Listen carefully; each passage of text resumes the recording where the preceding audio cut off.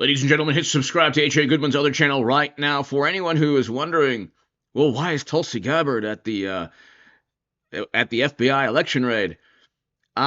This is exactly why. This is the rebuttal to wonderful, morally superior, highly educated Democrats who just don't understand. I mean, this is the 2020 outcome has been scrutinized more than any other election. And it's like, yeah, there was an FBI, CIA, NSA involvement, like there was with Russiagate, which happened to be a complete hoax. Not one vote was altered, according to the NSA and according to James Clapper himself. Not one vote was altered from Hillary to Trump by any cyber criminal, and yet they still obsessed over it.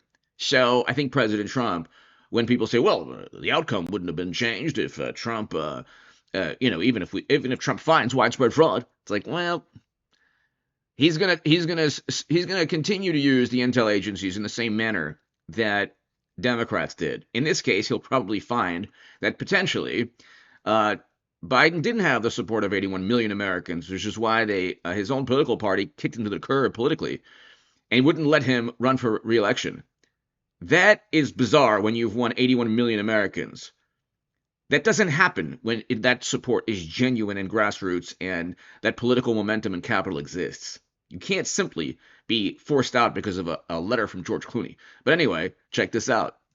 We also see cyber threats challenging public trust and confidence in information services and institutions.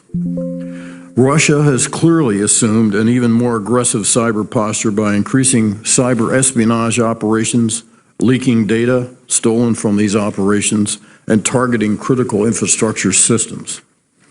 China continues to succeed in conducting cyber espionage against the U.S. government, our allies, and U.S. companies.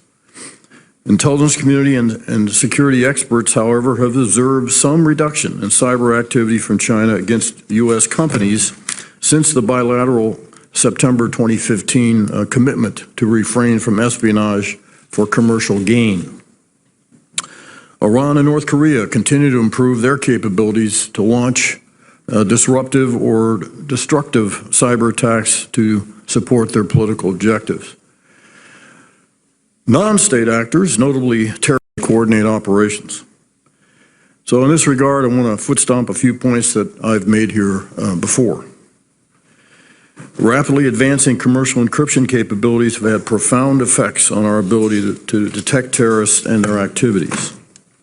We need to strengthen the partnership between government and industry and find the right balance to enable the intelligence community and law enforcement both to operate as well as to continue to respect the rights to privacy.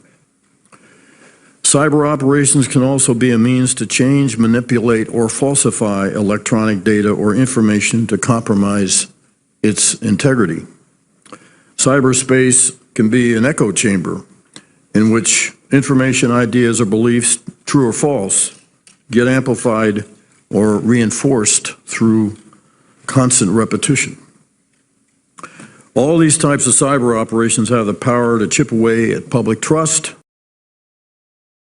So Democrats have done that all themselves, chipped away at trust in media. 70% of Americans don't trust media because journalists have become activists. We can go on forever.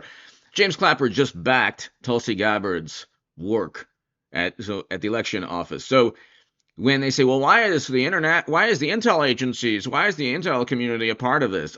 James Clapper just explained. Hit subscribe to this channel right now. Go to my main channel, H.A. Goodman, for the live stream later.